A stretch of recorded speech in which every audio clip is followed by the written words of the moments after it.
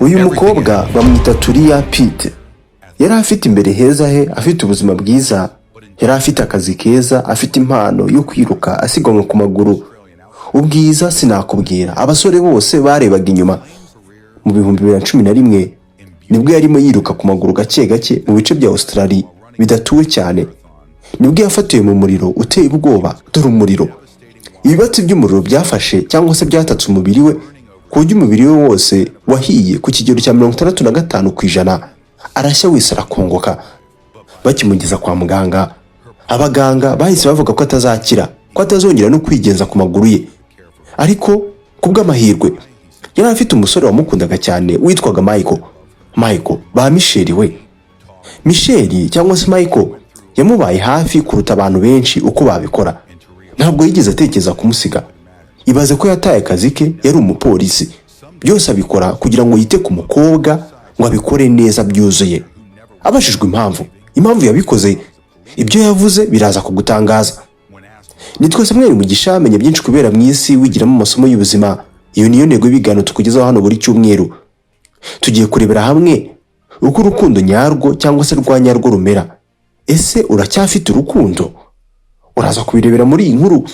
Niba wifuza kujya wiga amasomo y'ubuzima, kora subscribe nonaha. Niba utarayikora, ntuzajya uracikwa n'ibiganiro byacu mu gihe kizaza. Ikaze. Ni ibiki bibera mu isi?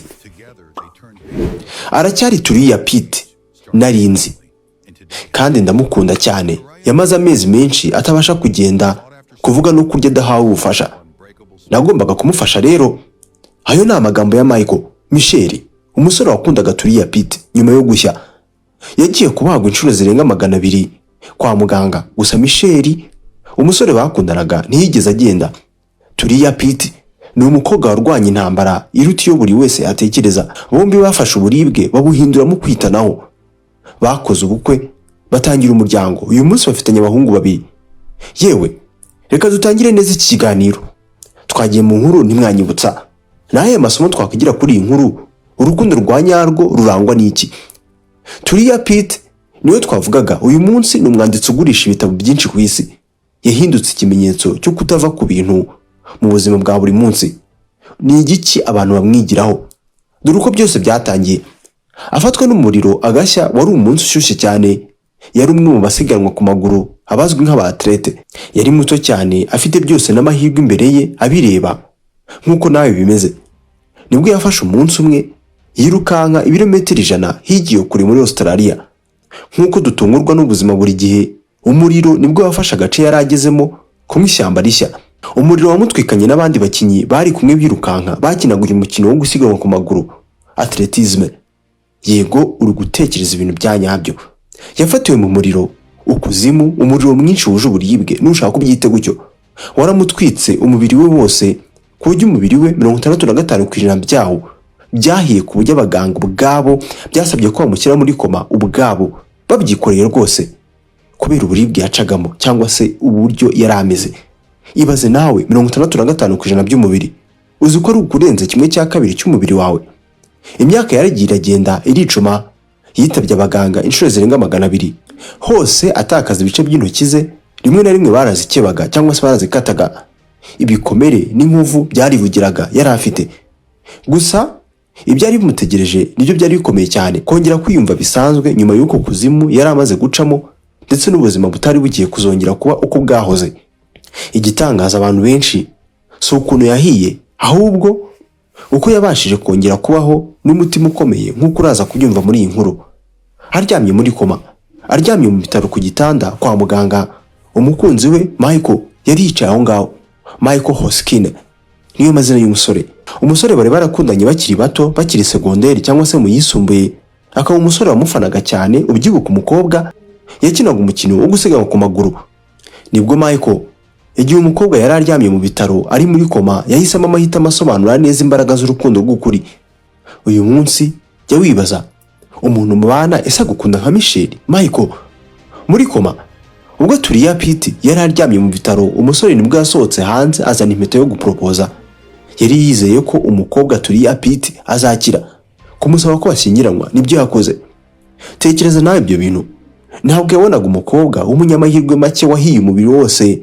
Ntabwo yabonaga umuntu wo gufashwa. Yabonaga umugore yakunze. Yabonaga imbaraga ze, intego yahoranye n'ahazaza he. Yasezeye igipolisi byonyine ku mpamvu yo kwita ku mukobwa byuzuye. Mbega urukundo!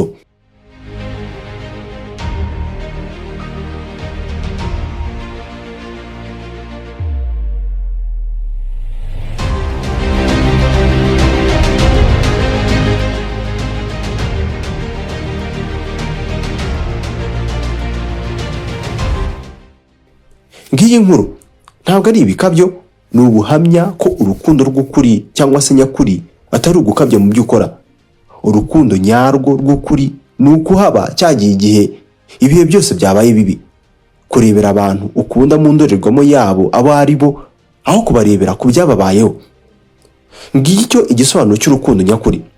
Urukundo nyarwo rwari umurongo, isezerano ry'ahazaza yari afite kuzabona. Ni Tulia Pitt. Yari agiye kuzahinduka umwanditsi w'ibihe byose. Yanditse ibitabo nk'ibyitwa Byose na Cyose cyakubera impamvu yo kubaho, Nakuweho ubwihisho. Yamenyekanye cyane aganiriza abantu inkuru ye, ikabera abandi imbaraga. Kandi hose ku isi yanasubiye mu marushanwa yo kwiruka Ironman World Championships. Yarayikoze arayirangiza. Ntabwo yarokotse urupfu gusa, ahubwo yize kubaho nk'uko ari. Yafashe ubuzima bwe arabwakira ku buryo uyu munsi abera abandi umurongo cyangwa se urugero.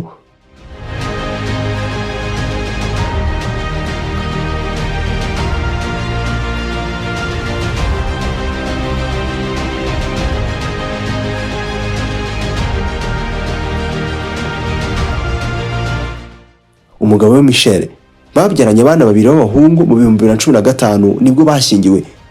Mu kwa 12 mu mwaka wa 2017 babyaye umwana wabo wa mbere, Hakavai niko bamwise.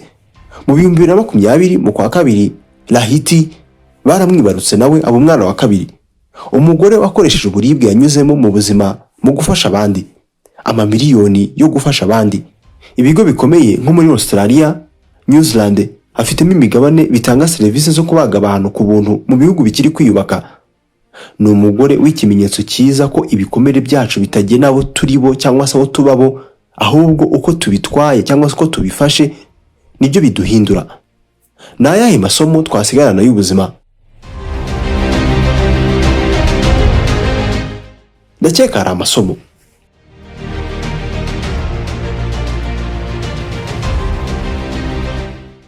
Urukundo rw'ukuri rureba kure. Uburyo umugabo we Michelle yagumye ku mukobwa no mu minsi ye mibi ni isomo rikomeye cyane ku rukundo nyarwo rutareba gusa ibiraho, ahubwo rureba umuntu n'ubugingo bwe uwo ari we. Ntabwo tureba ibigaragara inyuma cyangwa se biri kuba. Gukomera no kudatakaza icyizere ntabwo isobanuye kutagwa hasi gusa. Ni inkuru igaragaza ko twese tugira kandi duhura n'ibidusubiza inyuma. Gusa imbaraga zacu zo kubasha kurwana no gushaka uko tugumya gusonga mbere nicyo cy'ingenzi, kuko umeza kwegera imbere cyangwa se twigira imbere. Nyuma na nyuma inkuru yawe izaba ifite imbaraga, izahora ifite imbaraga. Tulia Pitt, uyu mugore yakaba yarihishe isi akajya kure yayo, gusa yahisemo inkuru ye, yahisemo kuyisangiza abandi. Yakiriye intege nke yari afite. Ibi ntabwo byamufashije gukira ibikomere gusa cyangwa se gukira, ahubwo byamuzamuriye cyangwa se byanamuzaniye icyizere kiruta byose. Mwakoze kudukurikira. Hano tukugezaho ibiganiro by'ubwenge, inkuru zigezweho n'amasomo y'ubuzima, tumenya byinshi kubera mu isi. Niba tukiri kumwe mwakoze ikiganiro, manuka munsi y'iyi video ukore subscribe niba utarayikora. Andika ijambo rigira riti duhereza ibindi. Ibyo ngibyo gusa. Nanjye ndashyiramo agatege ndusheho kubahereza ibiganiro byinshi byiza nk'ibi ngibi. Ntiwibagirwe guhereza ikiganiro like, unagisangiza abandi kugira kigere ku bantu benshi. Nitwa Samuel Mugisha, ndabakunda cyane mwebwe mushyigikira.